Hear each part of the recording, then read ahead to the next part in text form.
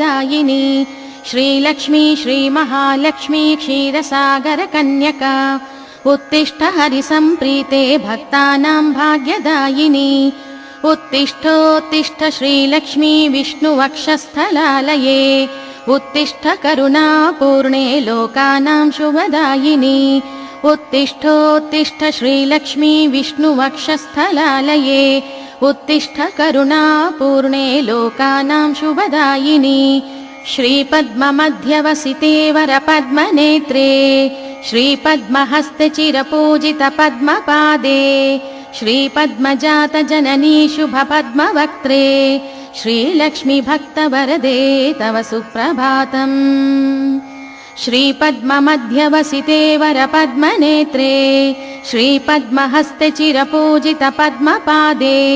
श्रीपद्मजातजननी शुभपद्मवक्त्रे